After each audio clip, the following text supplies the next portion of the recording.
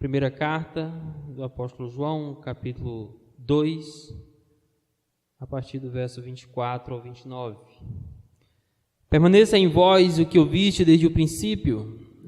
Se em vós permanecer o que ouviste desde o princípio, também permanecereis vós no Filho e no Pai. E esta é a promessa que Ele mesmo nos fez, a vida eterna.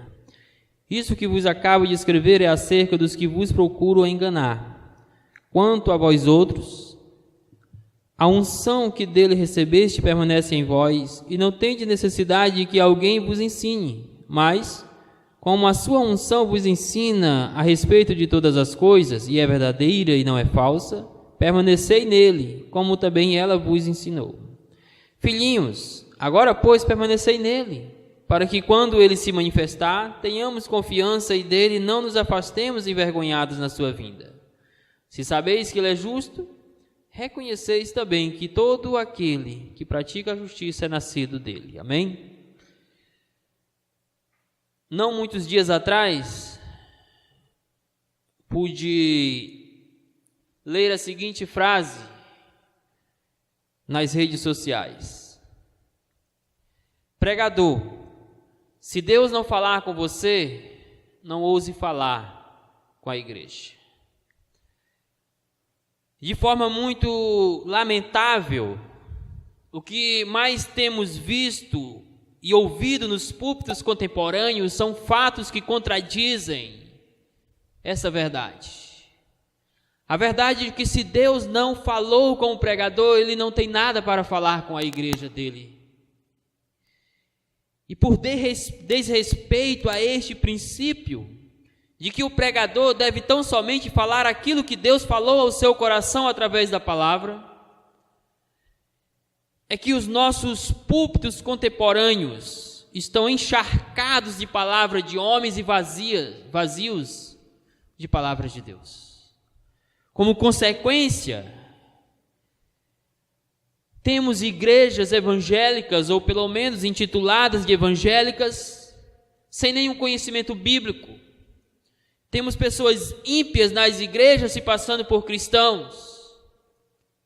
Temos igrejas até sinceras e verdadeiras, mas desnutridas, porque homens ousam subir ao púlpito para falar em nome deles próprios e não em nome de Deus.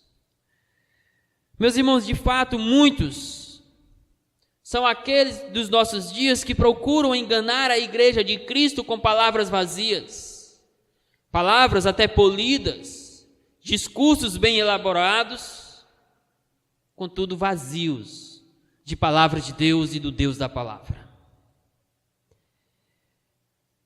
João vem lidando desde o versículo 18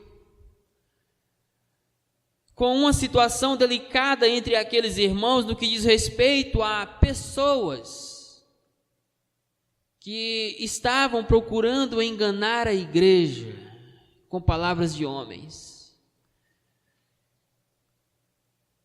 Pensando nos dias de hoje, eram pessoas que subiam ao púlpito em nome de Deus, mas com a mensagem de homens. E João alerta a igreja, conforme o versículo 26, ao dizer: isso que vos acabo de escrever é acerca dos que vos procuram enganar. Então estejam alertos com aqueles anticristo que, como já vimos, se refere a pessoas que são opositores do evangelho, embora muitas vezes façam uso deste de forma distorcida. E João está preocupado com a integridade daquela igreja. João está preocupado com a permanência daquela igreja na sã doutrina, nos ensinos que eles haviam recebido de Jesus Cristo. E no versículo 24, João vem instruir a igreja dizendo: permaneça em vós aquilo que ouviste desde o princípio. Ou seja, aquilo que ouviram a respeito de Jesus Cristo, as doutrinas que estão fundamentadas nos apóstolos, permaneçam nisto, porque muitos são os que procuram vos enganar. Meus irmãos, mais do que nunca na história, precisamos de fato de uma permanência na palavra de Deus. Precisamos de fato conhecer a fundo a verdade das Escrituras, para que não venhamos ser enganados por tantos falsos pregadores, por tantos opositores do Evangelho, que estão pregando não outro Evangelho, como Paulo ensina aos Gálatas, senão o Evangelho de forma distorcida. O que estão fazendo é deturpando o Evangelho, ofuscando da mente e do coração dos seus ouvintes os verdadeiros ensinos do Senhor Jesus Cristo. Na contramão destes opositores do Evangelho, estavam aqueles que verdadeiramente conheceram a Jesus, que tinham as suas vidas alinhadas às doutrinas da fé cristã. E João diferencia estes grupos ao referenciar os opositores do Evangelho, os anticristo, como que dizendo que eles não têm a unção do Santo, eles não têm a unção do Espírito Santo. Mas em contrapartida, João identifica os cristãos genuínos como aqueles que têm a unção do Espírito.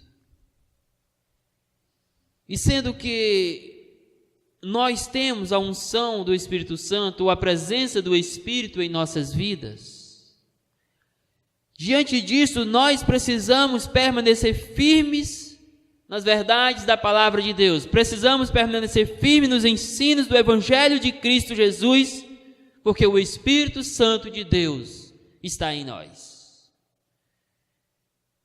E é justamente esta ideia que eu gostaria de desenvolver com os irmãos nesta noite. Que sendo que nós temos a presença do Espírito, precisamos então permanecer firme nas verdades do Evangelho.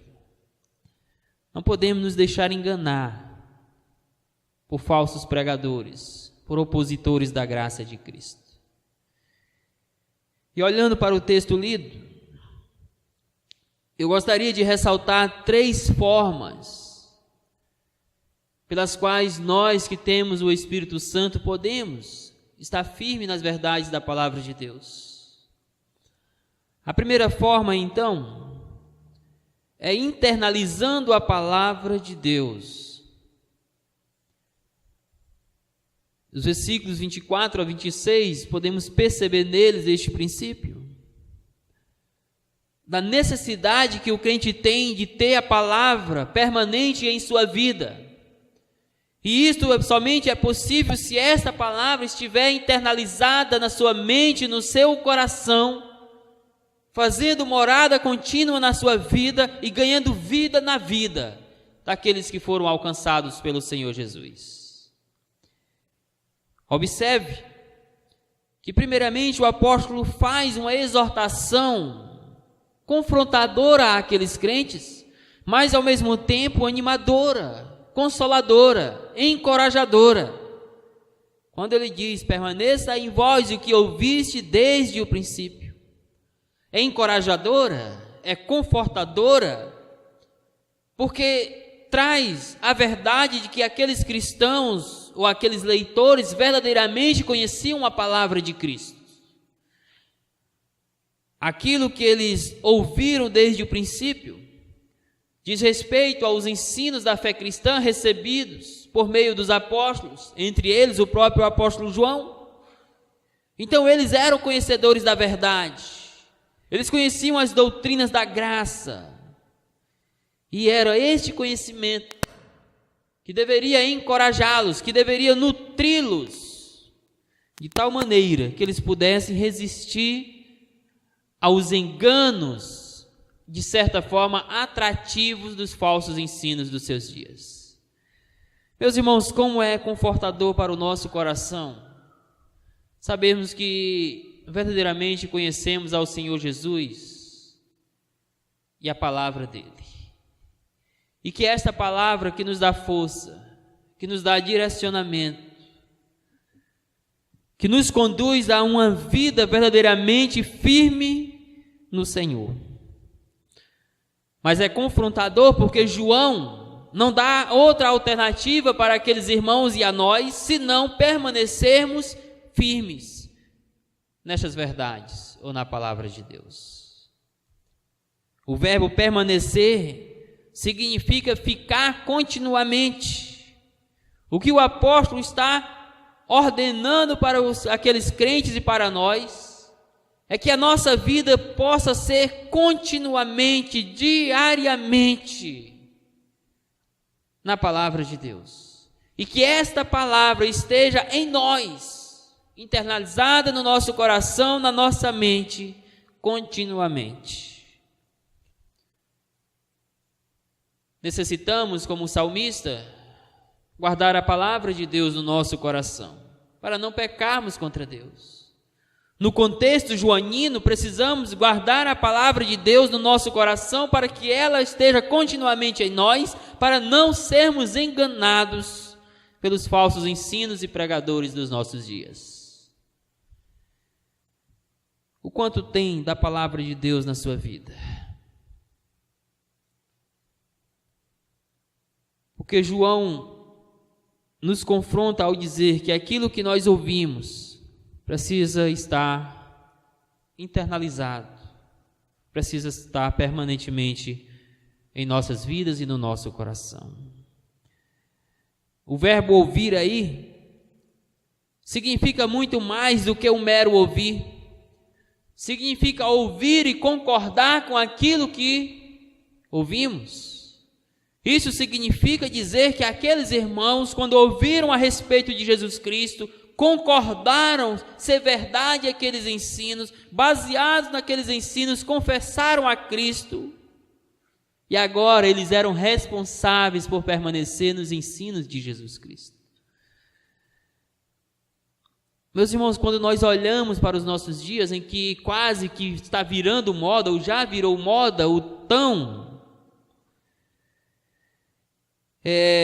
difundido aceitar Jesus, lamentavelmente as pessoas estão resumindo a vida cristã numa profissão de fé verbal, de eu aceito a Jesus, mas não permanecem nos ensinos. O pecador precisa ouvir de Jesus Cristo, precisa ser chamado ao arrependimento, precisa ser persuadido dos seus pecados, mas uma vez que ele é convencido pelo Espírito Santo do pecado, da justiça e do juízo, ele é chamado a permanecer na palavra de Deus, e a palavra precisa permanecer na vida dele. O que nós, de forma triste, vemos nos dias de hoje? Senão pessoas que confessam a Jesus, mas não têm a palavra de Deus nos seus corações. Mas em seguida, o apóstolo João nos mostra que o único meio de termos comunhão com o Senhor Jesus Cristo e com Deus é através da palavra de Deus. Por isso é tão importante a permanência desta palavra no nosso coração. A palavra é o vínculo da nossa intimidade, da nossa comunhão, da nossa restauração com Deus. Olha o texto: se em vós permanecer o que desde o princípio ouvistes, também permanecereis vós no Filho e no Pai. Não pode haver comunhão com Deus ou com o Filho sem a mediação da palavra de Deus. Por isso Paulo, ao escrever aos Romanos, nos ensina que o crer vem pelo ouvir, e o ouvir é a pregação do Evangelho, porque é a pregação da palavra que apresenta esse Deus santo a um pecador tão miseráveis como nós. É a palavra que revela a imundícia do nosso coração, ao mesmo tempo que nos chama a contemplar a beleza da santidade de Deus. E ao fazer isto, ela nos chama a olhar para a nossa própria miséria, para a nossa indignidade diante de Deus, mas ergue os nossos olhos para enxergar a Jesus Cristo, que morreu em nosso lugar e que pode nos restaurar e nos colocar numa íntima comunhão com o Pai. Meus irmãos, só podemos ter comunhão com o Senhor através da palavra dele. É por isso que quando nos ausentamos do manuseio da Sagrada Escritura, da leitura bíblica, isso significa que a nossa comunhão com Deus não vai bem, que nós precisamos de mudanças, que nós precisamos de reflexões à luz da palavra de Deus. Porque uma das características de alguém que verdadeiramente confessou a Jesus com todo o seu coração é que a palavra de Deus se faz presente na vida dele, e essa palavra vai trazer efeitos significantes na sua caminhada cristã. Como é bom sabermos que aprove a Deus revelar o seu Filho em nós por meio da palavra, para que pudéssemos ter comunhão com o Pai e com o Filho. O que João está nos ensinando neste versículo é que se queremos ter comunhão, intimidade com Deus, precisamos viver a palavra diariamente nas nossas vidas. E se você quer saber então como é que está a sua comunhão com o Pai e com o Filho, basta que você analise como é que está a sua relação com a palavra de Deus. Depois João nos mostra que o resultado de quem permanece na palavra, está em comunhão com Deus e com o Filho, é a vida eterna. Se eu estou na palavra, eu estou mostrando que a minha comunhão com Deus foi restaurada por meio de Jesus Cristo, que eu estou no Pai e eu estou no Filho. E para aqueles que estão no Pai e estão no Filho, há uma promessa gloriosa de vida eterna. E esta é a promessa que Ele mesmo faz, a vida eterna.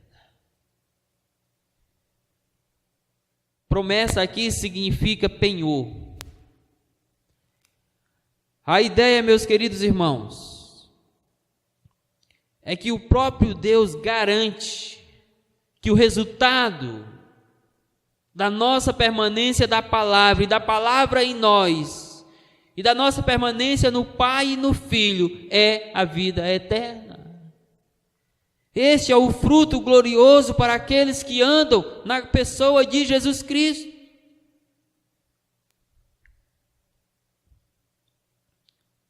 Gozarão por todo o sempre esta vida que Deus oferece. Mas este Deus é tão maravilhoso, é tão compassivo conosco, que esta promessa, embora vá ganhar a sua plenitude no futuro, quando nós estivermos no reino celestial e eterno de Cristo, ainda assim o Senhor nos dá o vislumbre dessa vida eterna para este mundo ainda.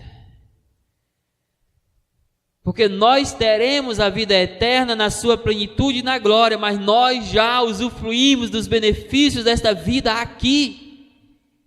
Nós já podemos descansar no Senhor Jesus, confiar nas promessas de que nós já temos a vida eterna e que apenas a experimentaremos na sua plenitude na era por vir.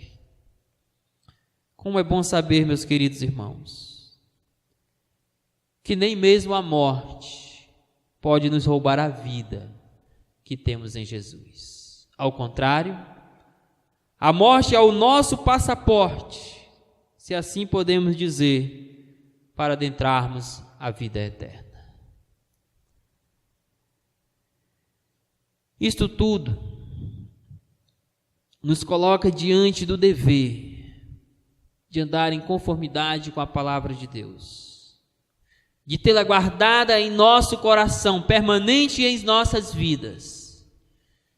E isso não pode ser feito se este coração não se abrir para internalizar, para abrigar nele a palavra do Senhor. Como é que está a sua relação, meu irmão e minha irmã, com a palavra de Deus? Você consegue perceber influências da palavra no teu coração, na tua vida, nas suas ações? Porque nós precisamos estar cheios da palavra de Deus.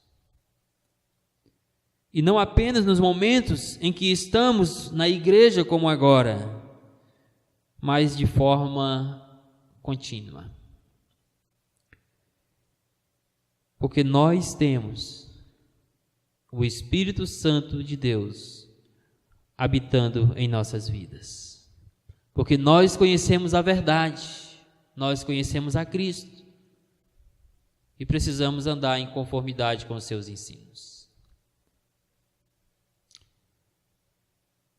Mas a segunda forma de permanecermos firmes nas verdades do Evangelho, não se deixando levar por esses falsos pregadores, opositores do Evangelho dos nossos dias, é andando conforme o Espírito Santo, internalizando a palavra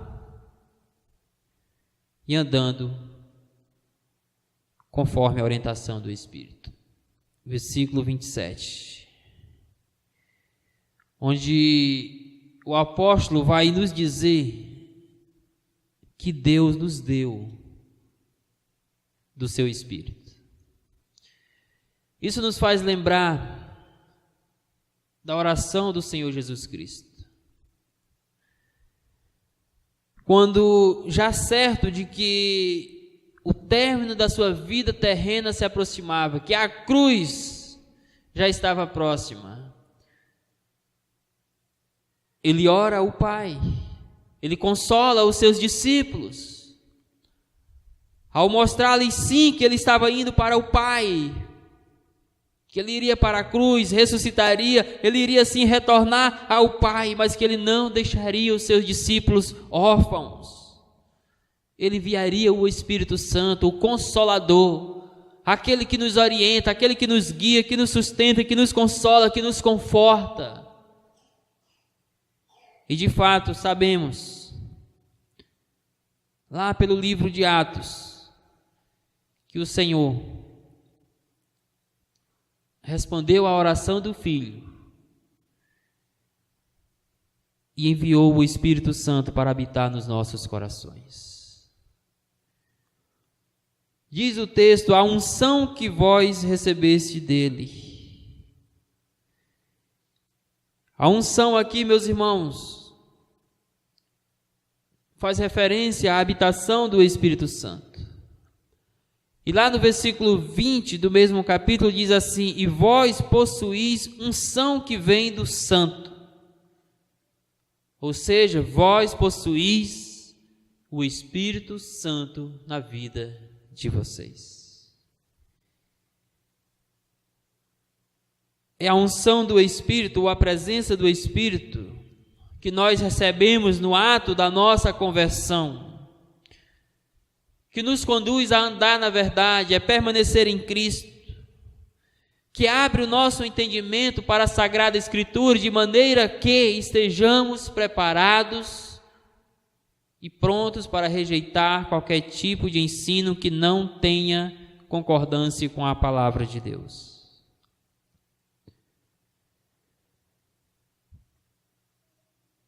É este Espírito, meus queridos, que ilumina a mente do crente. É este Espírito que instrui o cristão de tal maneira que não permite que ele seja enganado pelos falsos ensinos de homens. Mas muitas vezes, igrejas verdadeiras, cristãos verdadeiros estão sendo ludibriados pelo mundo, pelo pecado, pelos falsos ensinos, porque não têm andado debaixo do controle do Espírito Santo. O Espírito é o nosso guia, é Ele que nos conduz na verdade de Cristo, é Ele que nos ensina a palavra de Deus. É Ele que aplica ao nosso coração as Escrituras Sagradas. É Ele que abre o nosso entendimento para que possamos contemplar as verdades. Por isso o verso 27 depois diz: não tendes necessidade que ninguém vos ensine. É claro, meus queridos irmãos, que isto aqui não significa que você não deva estudar as Escrituras, que você não deva buscar conhecimentos teológicos, inclusive, se necessário, em casas teológicas, faculdades teológicas, seminários. João não está dizendo que o crente agora deve ser alguém preguiçoso, que não gosta de estudar porque ele tem o Espírito Santo e não precisa de que ninguém lhe ensine, então não vou ler nem mesmo livros teológicos, não vou aceitar exortação, ensinos que venham de outros irmãos. Não é isso.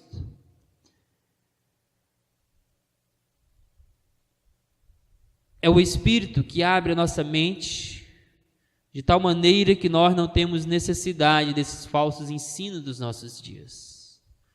João acabou de dizer no verso 26, isso que acabo de vos escrever acerca dos que procuram vos enganar, vos ensinar coisas que estão além da palavra de Deus. Então nós não temos necessidade que as pessoas nos ensinem coisas que vão além da palavra de Deus, que contradigam a Sagrada Escritura, porque nós temos a unção do Espírito Santo e a única coisa que nós precisamos é da palavra de Deus. É o próprio Espírito, meus queridos, que nos capacita a compreender as Escrituras.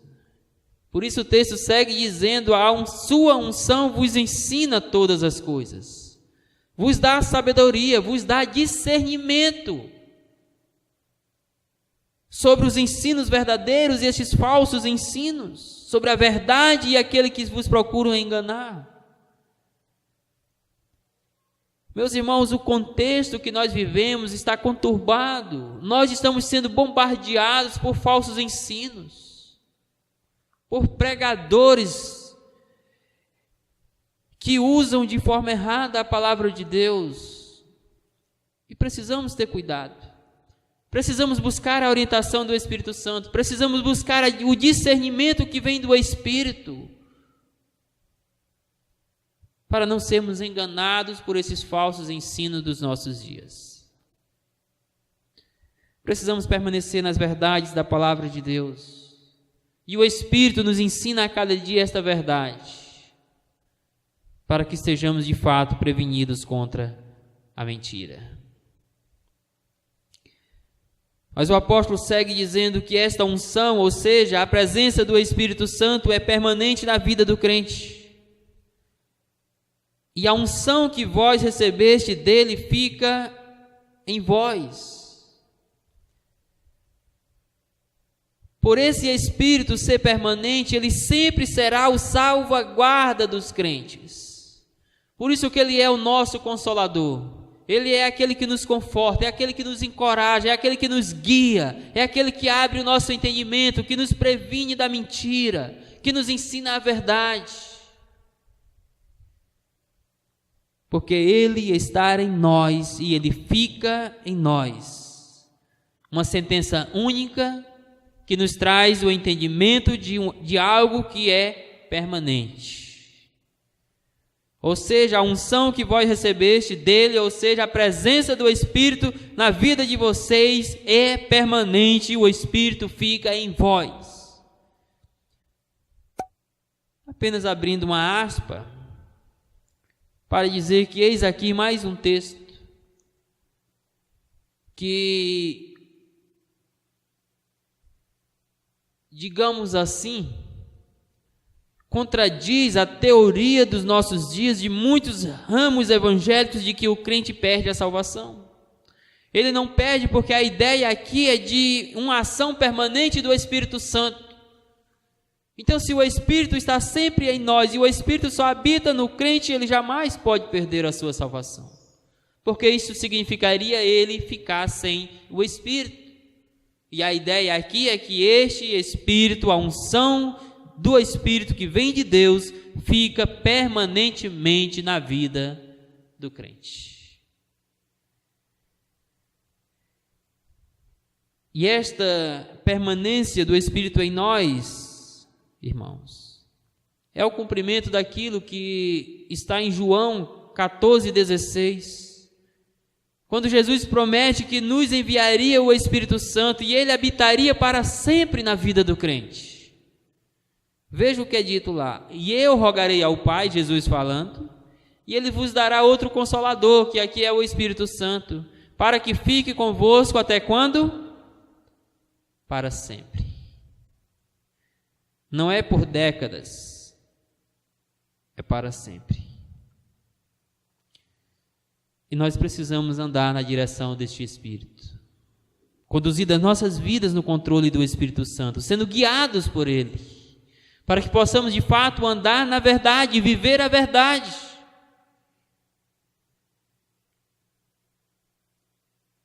E é assim que João vai finalizar este versículo 27, chamando os cristãos para a responsabilidade de andarem em conformidade com o Espírito. Porque diz assim: como ela, ou seja, a unção, a presença do Espírito vos ensinou, assim nele permanecereis. Então veja o que está acontecendo. O Espírito fica em nós e nós ficamos no Espírito. O Espírito está em nós e nós estamos no Espírito Santo. Mas de forma muito deplorável, muitos ditos cristãos têm desprezado a dependência do Espírito Santo nas suas vidas. Esquece que o Espírito Santo é quem aplica a verdade de Deus aos seus corações, é quem abre o seu entendimento para compreender as Escrituras. E quando nós fazemos isso, meus irmãos, quando nós nos negamos a andar na dependência do Espírito, nos tornamos cada vez mais vulneráveis aos enganos dos nossos dias. Por isto, meus queridos irmãos em Cristo, permaneçamos firmes nas verdades de Deus, andando no Espírito Santo, porque Ele está em nós e nós estamos no Espírito.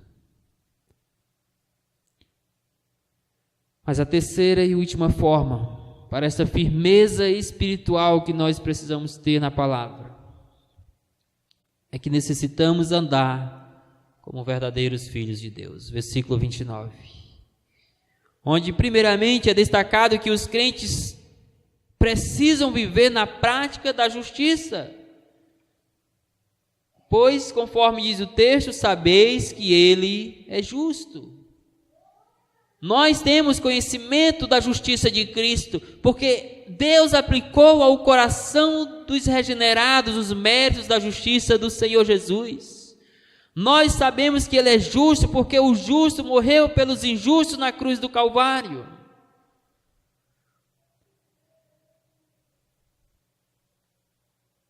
E se Jesus é justo, e de fato é, e nós sabemos desta justiça que nele habita, e sabemos que Ele aplicou a sua justiça ao nosso coração e por isso somos justificados também, somos declarados justos diante de Deus. Precisamos viver como Cristo viveu. Precisamos andar na justiça, precisamos seguir os passos do nosso Salvador.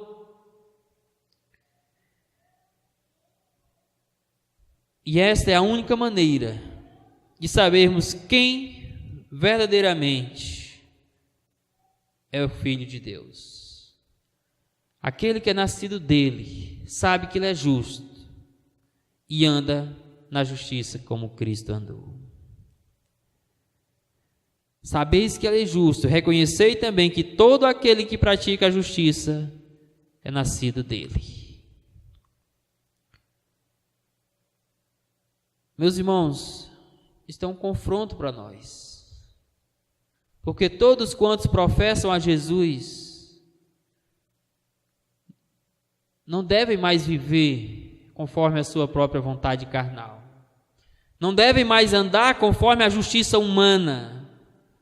Devem andar conforme a justiça de Jesus Cristo. devem viver na prática da justiça como ele é justo. E isto porque, segundo o texto, nós somos nascidos dele, versículo 29, parte B. A ideia é que nós fomos gerados pelo próprio Deus por uma ação sobrenatural. Ou seja, isso diz respeito ao novo nascimento, aquele que Jesus Cristo propôs para Nicodemos no Evangelho de João. Isso diz respeito à regeneração, ao fazer do pecador um novo homem, uma nova criatura a partir de Jesus Cristo. E por esta ação sobrenatural de Deus nas nossas vidas, nos tornamos filhos de Deus, somos declarados justos diante do Senhor e somos chamados a viver na prática da justiça. Veja, por exemplo, que Paulo chega a dizer em 2 Coríntios 5,17. Assim que, se alguém está em Cristo, nova criatura é, as coisas velhas já passaram e eis que tudo se fez novo, porque nós fomos regenerados, nós nascemos de novo e nos tornamos uma nova criatura em Jesus Cristo. Deus espera, meu irmão e irmã, que você possa andar nos passos de Jesus. Por isso que Paulo, quando escreve aos Colossenses, no capítulo 2, versículo 6, diz: assim como recebestes o Senhor, andai nele. E João está dizendo: sabemos que ele é justo, somos nascidos dele, então vivamos na prática da justiça. A retidão de caráter, de ações, é a prova inequívoca de que realmente nós fomos justificados em Cristo, de que nós verdadeiramente fomos gerados por Deus, porque ao vivermos a justiça de Cristo, estamos compartilhando do caráter justo do próprio Deus. Você tem vivido como verdadeiro filho de Deus na prática da justiça? O caráter de Cristo pode ser visto na sua vida? Ou você ainda transparece aquele caráter pecaminoso da sua vida de outrora? Ou você ainda espelha para o mundo aspectos da sua velha natureza caída? Meu querido irmão e irmã, se este for o seu caso, mude rapidamente. Espelhe a glória de Cristo, espelhe a justiça de Deus para este mundo em trevas. Ilumine o ambiente onde você está com a justiça de Jesus. Viva na prática da justiça como filho de Deus.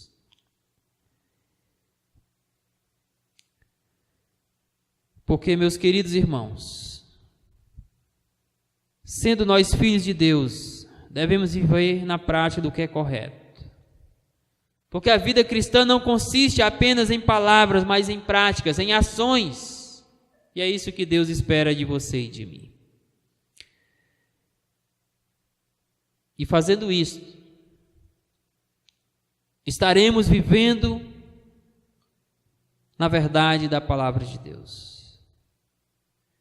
Estaremos mostrando ou demonstrando uma solidez espiritual, como pessoas que verdadeiramente têm a habitação do Espírito Santo. E se nós temos o Espírito, e de fato temos uma vez que estamos em Cristo, precisamos permanecer firmes na palavra de Deus.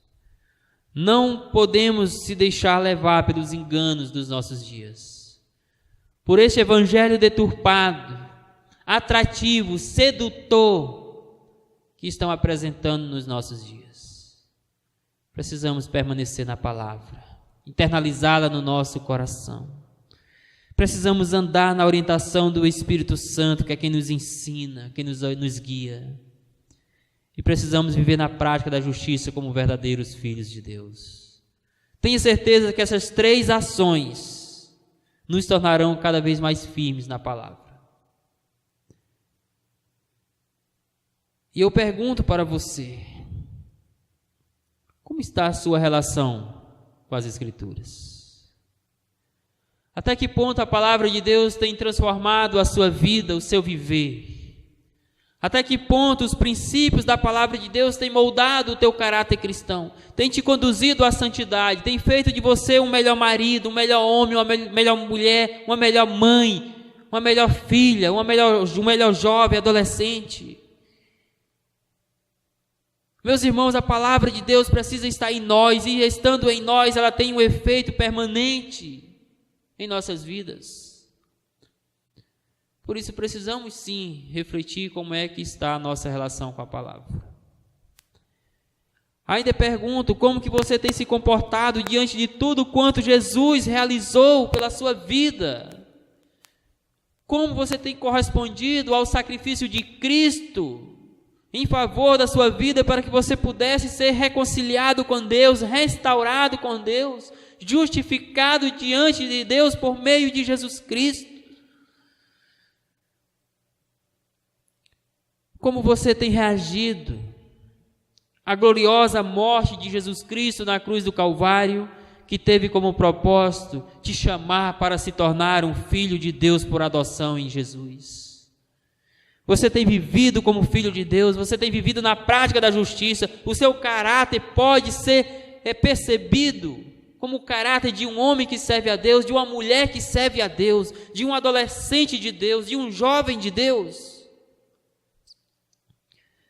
Não brinque com Deus, meu irmão e minha irmã.